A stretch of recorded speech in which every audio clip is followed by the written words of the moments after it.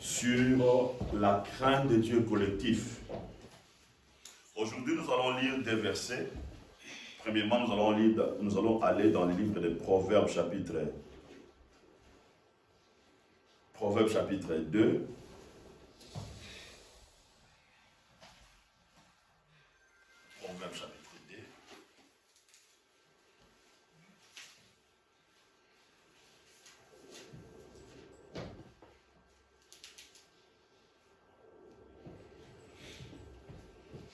Proverbes chapitre 2, verset 5 jusqu'au verset 10. 5 jusqu'au verset 10. Je lis la parole du Seigneur. Où je commence par le verset 1 pour votre meilleure compréhension.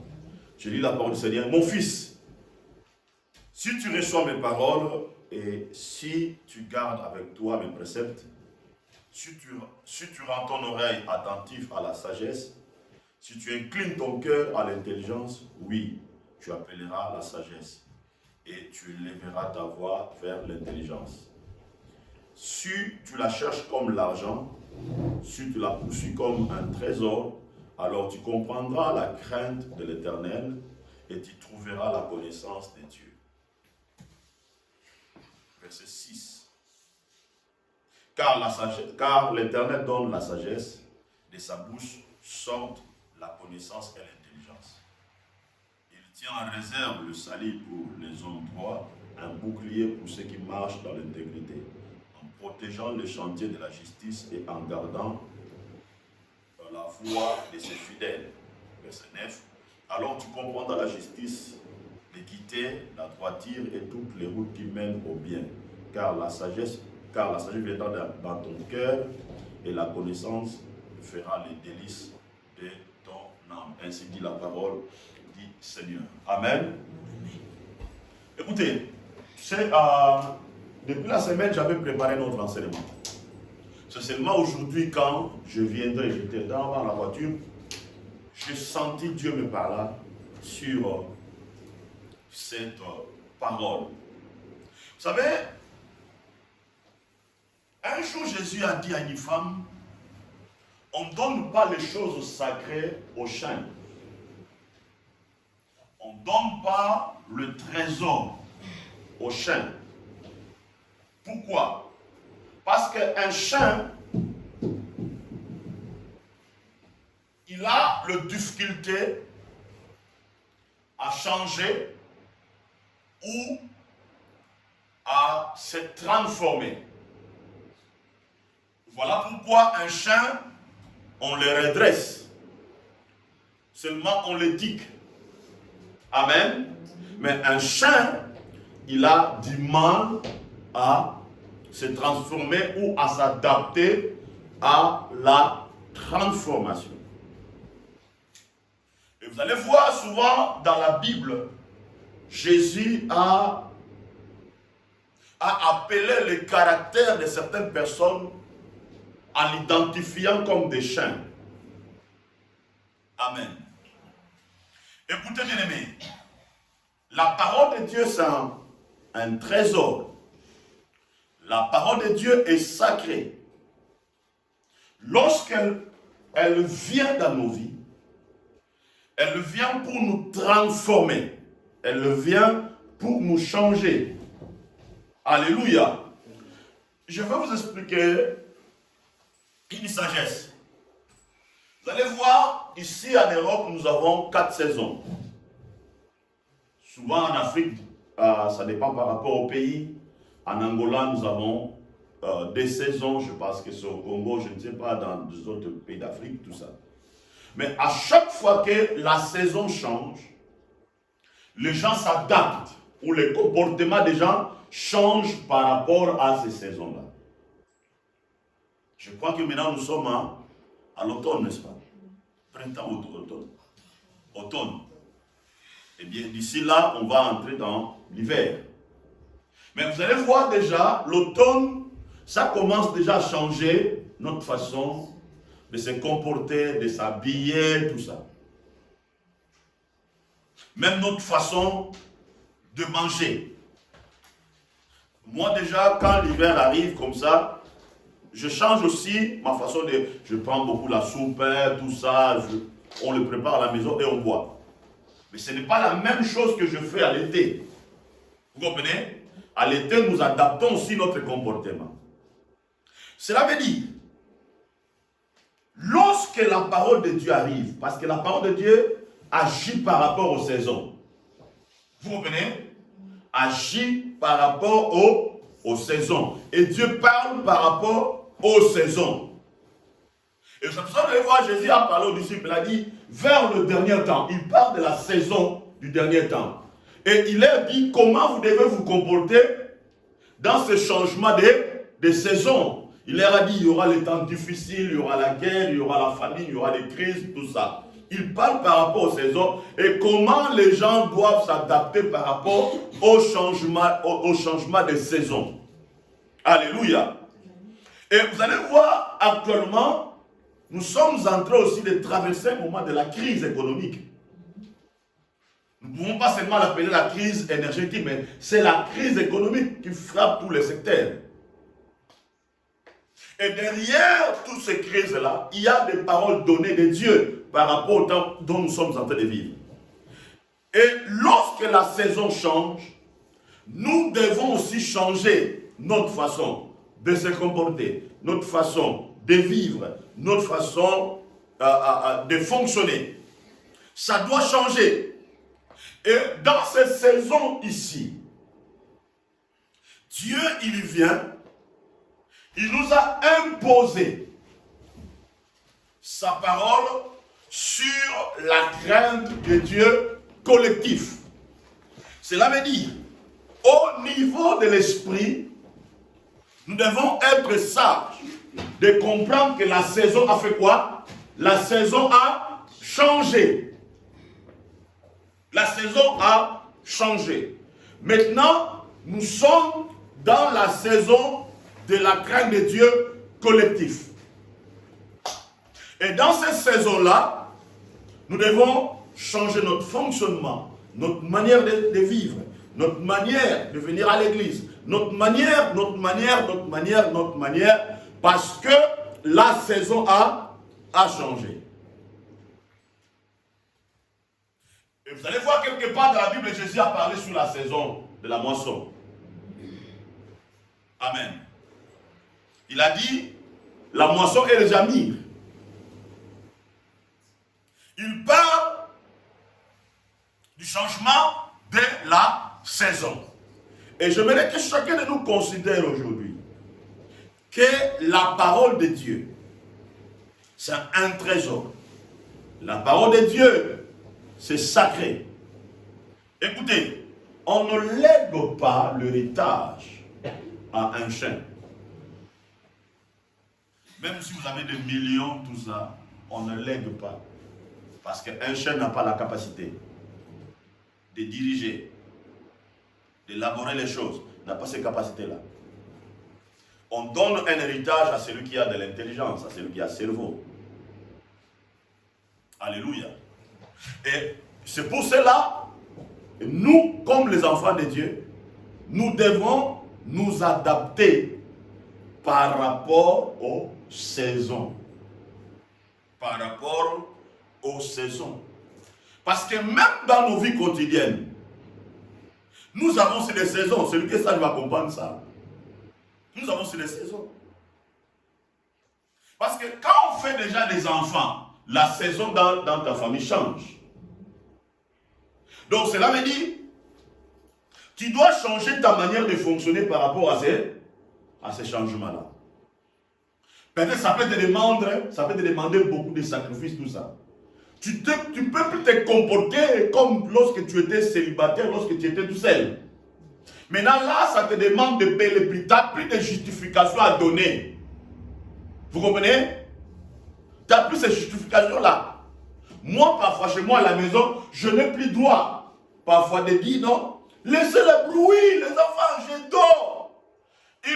La saison a changé, vous comprenez? Parfois, je dors avec ce bruit-là à la maison. Je dors avec ça, bien aimé. Parce que la saison fait quoi? A changé ici à la maison. Parce qu'ils sont dans leur jardin. Parce que quand je commence à leur parler, ça peut leur froisser aussi. Hein? Ça peut leur diriger. Pardon, ça peut leur déranger aussi. Et qu'est-ce que je fais à la maison? Je dors avec les bruits. Je dors avec les bruits. Pourquoi? Parce que la saison a fait quoi? A changé. Déjà, mon sommeil n'a plus d'importance. Déjà, comme ça devait temps, à 6 heures déjà, je suis debout pour aller prendre soin des liens. Parce que liens commence l'école très tôt matin. La saison a fait quoi? La saison a changé. Même pour mon épouse, je ne peux pas lui imposer beaucoup d'exigences à cause du poids, parce que la saison a fait quoi? La saison a changé. Est-ce que vous comprenez? Donc à chaque fois que la responsabilité monte, à chaque fois, il y a des saisons qui changent dans notre vie. Mais il y a une chose importante que Dieu ajoute. Dieu a dit, tu aimeras ton Dieu plus que toute chose. Voilà pourquoi tout à l'heure quand je priais, j'ai dit, il y a des mots que je peux dire à mon épouse par rapport à mon amour envers elle. Bien aimé, ces mots-là, c'est seulement pour elle. Mais pour Dieu, il faut que je puisse lui dire des mots qui dépassent des mots que je peux lui dire. Est-ce que vous comprenez? Et tout ça, ça montre quoi? Ça démontre la crainte de Dieu au milieu de nous. Écoutez ce que la Bible dit. La Bible dit ceci. Proverbe 2, verset 2 à 5. Où je peux lire le verset 1. Mon fils, si tu reçois mes paroles, et si tu la gardes avec toi, mes préceptes, si tu rends ton oreille attentive à la sagesse, si tu inclines ton cœur à l'intelligence, oui, si tu appelles la sagesse, et si tu élèves ta voix vers l'intelligence, si tu cherches comme l'argent, et tu la poursuis comme un trésor, si tu la cherches comme l'argent, si tu la cherches comme l'argent, si tu la cherches comme l'argent. Vous savez, aujourd'hui, il y a des gens qui mettent leur cœur à chercher l'argent. Et l'argent devient, parfois, ça devient important dans la vie de plusieurs personnes. Vous comprenez? Et quand il se lance à ça, il ne veut pas qu'on le dérange, tout ça. Mais la Bible, regarde la Bible, ici c'est pour la première fois que je vois Dieu dit de chercher la sagesse. La sagesse c'est sa parole. Et Dieu a dit, tu dois le chercher comme l'argent. Tu dois le chercher comme l'argent. Je vais aller plus loin. Vous savez, quand tu cherches la parole de Dieu comme l'argent, ou tu cherches l'argent, regardez, tu cherches comme l'argent. Si le travail commence à 6 heures, tu dois être là à 6 heures. Vous comprenez? Si le travail est à 10 heures, tu dois être là à 10 heures. Parce que tu fais quoi? Tu cherches l'argent. Tu cherches l'argent. Maintenant, si tu cherches la parole de Dieu comme l'argent, cela veut dire que tu établiras certaines disciplines, obéissance, fidélité par rapport à ce que tu fais. Vous comprenez? C'est très fort lorsque Dieu dit de chercher ça comme l'argent. De chercher ça comme l'argent. Cela veut dire, lorsque nous cherchons la parole de Dieu comme l'argent, comme on cherche de l'argent, ce n'est pas moi qui le dis, c'est la Bible qui le dit. Tu cherches la sagesse comme l'argent. Tu mettras tout ton cœur à ça. Amen. Et la Bible déclare, tu la poursuis. Tu la poursuis comme un trésor. Tu la cherches et tu fais quoi? Tu la poursuis. Tu la cherches. Parce que beaucoup de gens cherchent, mais ne poursuivent pas. Amen. Beaucoup de gens cherchent, mais ne poursuivent pas. Ne poursuivent pas. Donc, nous devons chercher et continuer à poursuivre. Cela veut dire, poursuivre veut dire de continuer à garder ton niveau, de continuer à garder ta foi, de continuer à garder ta vision, de continuer à garder ton intégrité, de continuer à garder, à garder, à garder, à garder. À garder. C'est très important, bien aimé. C'est comme le jour où j'ai rencontré mon épouse. Vous comprenez? Je suis allé chercher quelque chose. Chercher l'amour, n'est-ce pas? Mais ce qui est plus important, ce n'est pas les démarches que j'avais faites. Ou ce n'est pas les démarches que j'ai faites. Le plus important, c'est quoi? Dans notre relation, c'est de continuer à poursuivre. Vous comprenez? À poursuivre. Parce que lorsque je poursuis, mon niveau d'amour ne diminuera pas. Montera. Parce que je continue à poursuivre. Amen. Parce que quand vous poursuivez quelque chose, bien aimé, tu mettras ton énergie, tu mettras ton intelligence, tu mettras ta sagesse, tu mettras ton cœur. Amen. La Bible déclare chercher, vous trouverez, frapper. Donc la Bible commence par chercher. Chercher, vous trouverez, n'est-ce pas? Frapper. Donc, vous aurez demandé, n'est-ce pas? Donc on voit quoi? Vous cherchez, mais continuez à faire quoi? À poursuivre. À poursuivre. Bien aimé, c'est très important. Dieu aime les gens qui poursuivent.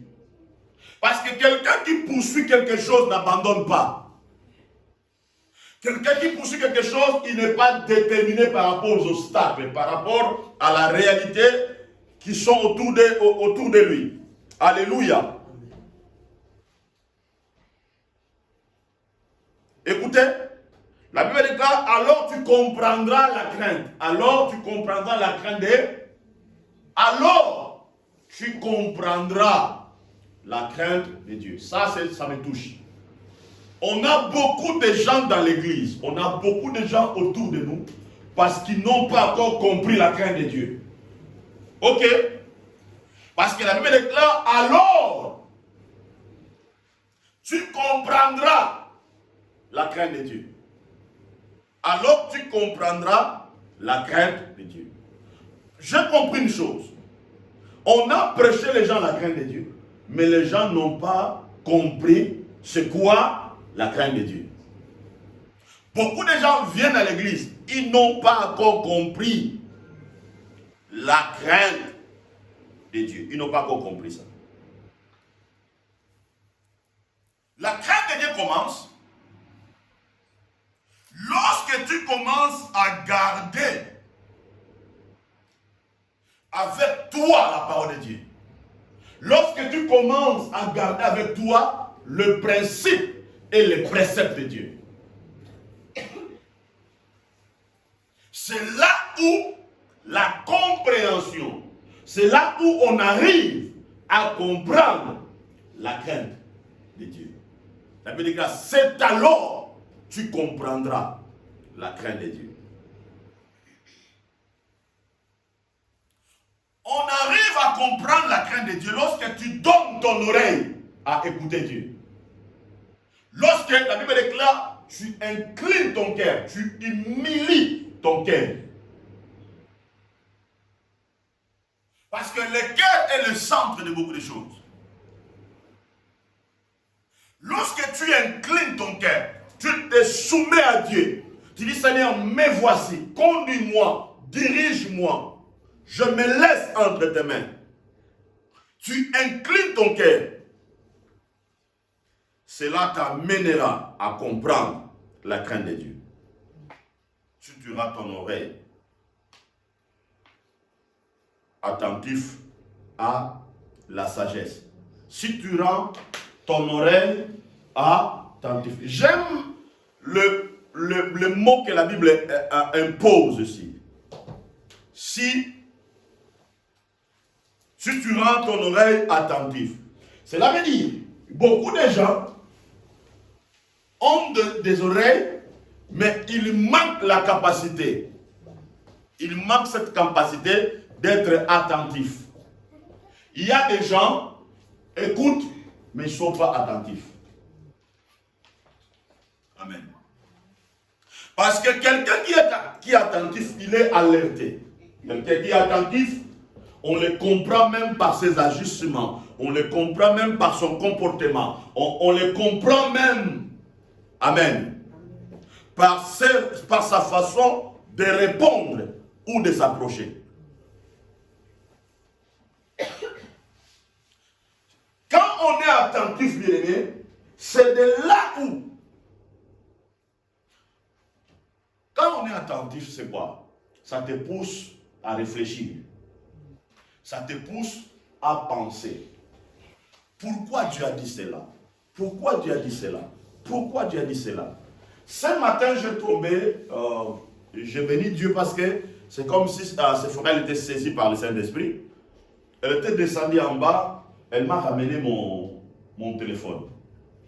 Je voulais consulter quelques messages, tout ça, dans le WhatsApp. Tout d'un coup, j'ai dit, il y a quelque chose qui m'a conduit.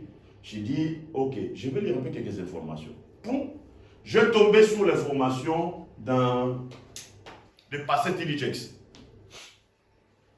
Il y a un motivateur, je crois que c'est pour la deuxième fois que je l'ai suivi. C'est un Congolais, il s'appelle Jack.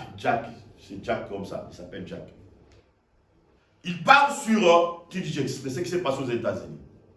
Vous savez, T.D. Jakes a voulu, le pasteur T.D. Jakes, pardon, Dieu lui avait saisi de dire certaines choses ou de casser un tabou qui se passe aux États-Unis.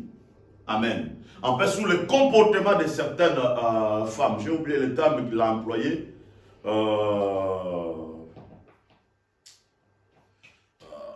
terme m'a échappé un peu.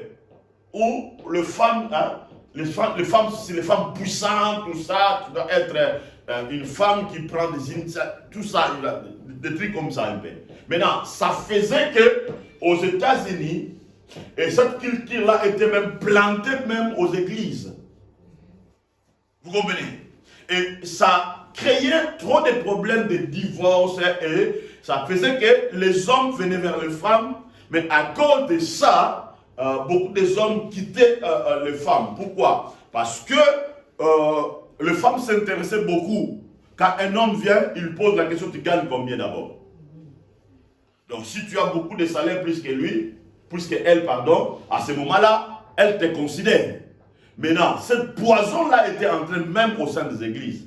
Maintenant, le pasteur T.D. Jakes a parlé de la part de Dieu pour casser un peu ces choses, pour amener la transformation au sein de l'environnement dont il a établi comme pasteur. Maintenant, il a prêché ça un dimanche. Dimanche prochain, il arrive. La moitié de l'église sont partis. Moitié de l'église. La majorité, c'était des femmes. Sont partis, ont quitté l'église. Et je pense que il y a des gens qui sont inspirés, commencent à parler de ça. Mais j'aimais ce que le messier, je crois, je ne me trompe pas de son nom, Jack a dit. Il a dit, mais le pasteur a joué un rôle important. Parce que si vous le considérez comme un papa, comme un père spirituel, vous devez écouter ce que Dieu lui a parlé. Vous devez vous soumettre par rapport à ça. Et moi, j'ai tiré une leçon en disant ceci. Ces gens-là n'avaient pas compris que dans la prédication de leur pasteur, qui est le pasteur T.D. Jakes, que Dieu avait voulu seulement dire que la saison a changé. Vous devez changer votre manière de fonctionner. Vous devez changer votre manière de vivre. Voilà la saison a changé et vous devez accepter la transformation ou le changement. Mais les gens ont manqué cette capacité d'être attentifs à la voix de Dieu. Vous comprenez? Et ça fait quoi? Ça posait un problème. Même moi, pendant mon ministère, je le vécu. Même dans cette ville dont nous sommes, je le vécu. À l'époque, on utilisait la vérité. Vous comprenez? Je prêchais certaines choses et les gens n'ont pas supporté ça. Et ça m'a coûté cher. J'étais menacé. J'étais injurié. Mais aujourd'hui, quand je vois la vie de ces gens-là, ils sont dans la perte. Quand je vois, moi je continue à être debout. Moi je continue à avancer. Moi je continue à progresser. Et dernièrement, je lisais la Bible, le livre de Sophonie, Naoum, Agé, tout ça. Je tombais sur quelque chose, Dieu m'a dit, il ne faut pas baisser les bras. Dieu m'a parlé clairement. Il a dit, ne baisse pas le bras. Ne baisse pas le bras. Ne baisse pas les bras. La Bible déclare, alors tu comprendras la crainte de Dieu. Alors tu comprendras la crainte de Dieu. Écoutez ce que la Bible dit. La Bible dit ceci.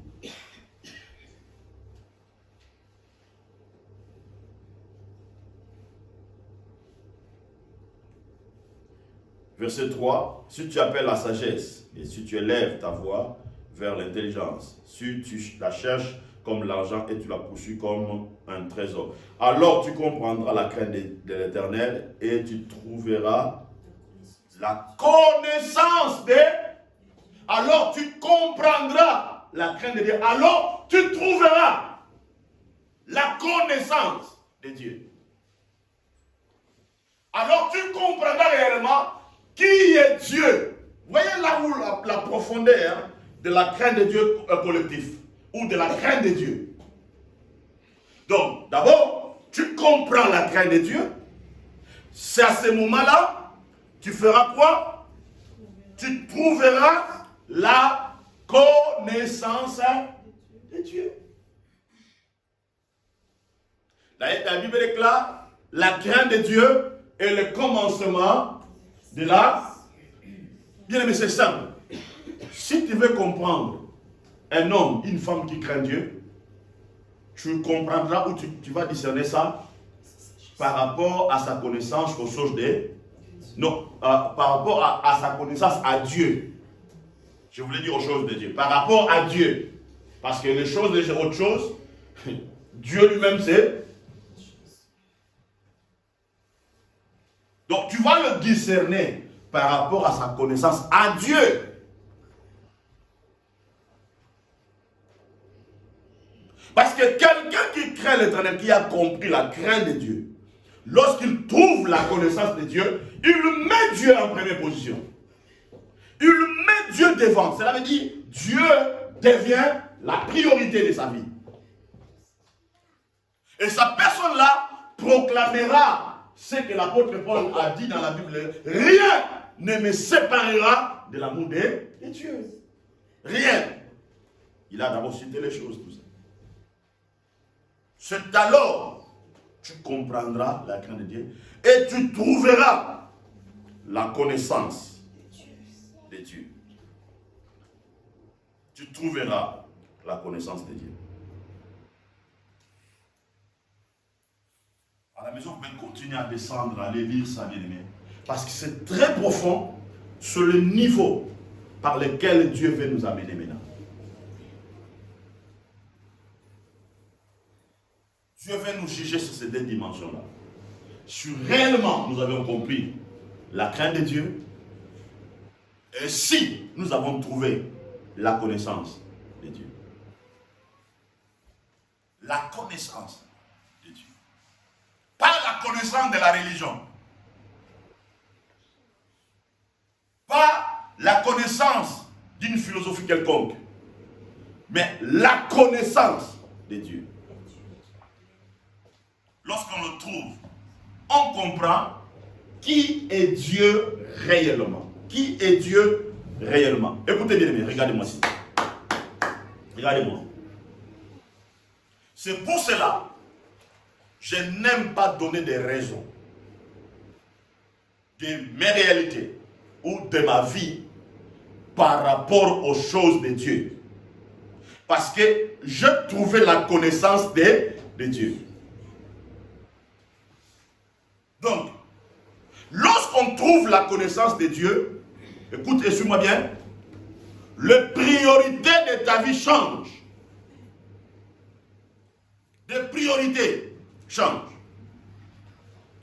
Quelqu'un qui trouve la connaissance de Dieu, il peut même changer ses priorités par rapport à la demande de Dieu. Il peut même changer son agenda par rapport à la demande de Dieu. Bien-aimé, il m'arrive, on m'a déjà invité aux réunions de Nayot. Parfois mes agendas sont compliqués. Hein.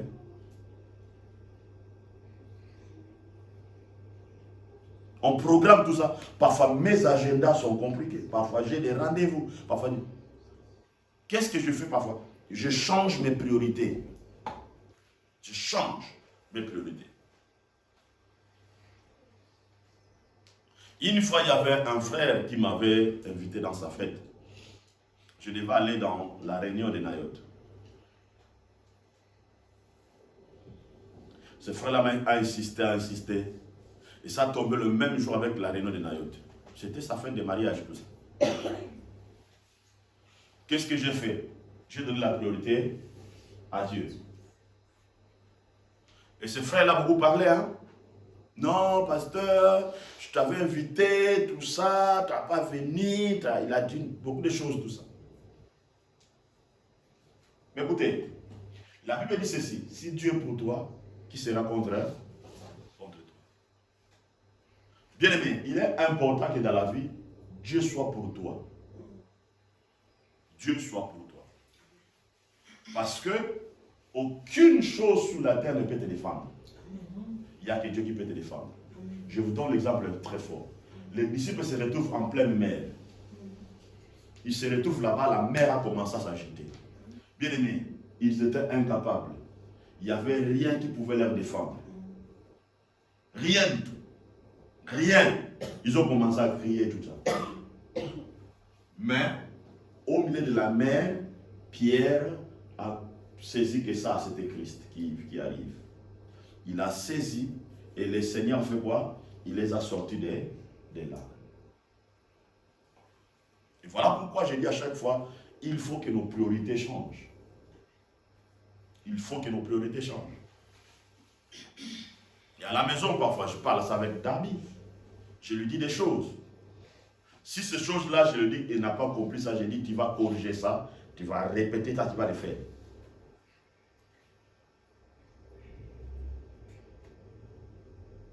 Et c'est le niveau que Dieu veut pour nous. C'est ça, bien aimé. Ce qui est capital est très important. Et cela m'était venu encore à la tête. Mon épouse vit avec moi.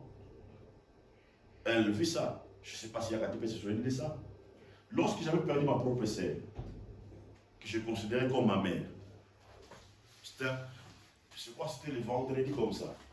Et le dimanche, on devait être à l'église. J'avais invité un homme de Dieu. Ce dimanche-là, prêcher. Il y avait ma famille qui était chez moi à la maison. Pour le deuil. Ce dimanche-là, mon épouse a pris bain. On a lavé Darby. On a préparé Arson. Et nous sommes allés à l'église. Hein. On a chanté. Mes propres sœurs à la maison, ils étaient scandalisés, parlaient, ils ont commencé à dire, ils ont dit des choses.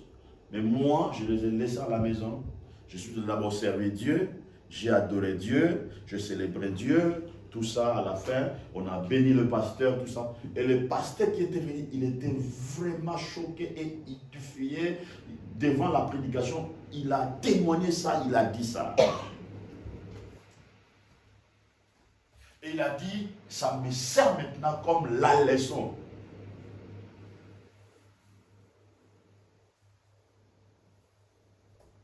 Pourquoi? Tout ça, parce que j'ai compris. J'ai compris. Un dimanche, je m'avais vu. J'ai laissé Eliel à l'hôpital, à Citadelle. Je l'ai laissé à l'hôpital. Soit États-Unis, Eliel, je l'ai laissé. Je suis ici à adorer Dieu, à célébrer Dieu. Je dis d'abord, c'est Dieu d'abord. D'abord, c'est Dieu. J'ai laissé Eliel là-bas. On finit le culte ici. J'étais avec douleur, tout ça. Souffrance dans le cœur. De voir mon fils à l'époque, à cet état. On finit le culte. Je sors ici. Je pars à l'hôpital. Je reste à l'hôpital. Tout ça parce que j'avais d'abord, parce que j'ai la connaissance de qui est réellement Dieu. De qui est réellement Dieu. De qui est réellement Dieu. Bien aimé, c'est cette dimension-là que Dieu veut nous amener. Parfois, je vous attends donner quelques raisons, parfois qui n'encadrent pas. Parfois, comme père, je ne vais pas parler. Parfois, je me tue. Vous comprenez? On peut me donner certaines raisons. Je dis seulement dans mon cœur, c'est des foutaises. Mais je fais quoi? Comme père, je continue à prier. Que Dieu donne la connaissance de qui tu es réellement dans le cœur de tes enfants. Et c'est ça, ce niveau-là, que je veux que Dieu impacte. Et je voudrais que chacun de nous puisse se ressaisir. Amen. Dis à ton frère, à ta sœur qui n'est pas venu à l'église. Dis-lui, ressaisis-toi. Ressaisis-toi. Bien aimé, vous savez, dans l'état où nous sommes en train de vivre, nous sommes dans le début de la douleur. Mais j'ai aimé les versets que j'ai lus dans la Bible, je crois dans les livres de Agé. La Bible déclare, Dieu marquera la différence entre ceux qui servent Dieu et ceux qui ne servent pas, Dieu. Dieu marquera la différence. Dieu marquera la différence. Et c'est dans le temps dont nous sommes en train de vivre. Je sens l'Esprit de Dieu me dire de se limiter ici. Et le dimanche prochain, nous allons attaquer ces points. Nous allons encore aller dans la profondeur pour que nous puissions comprendre ça et saisir ça. Encore davantage. Que le bon Dieu vous bénisse.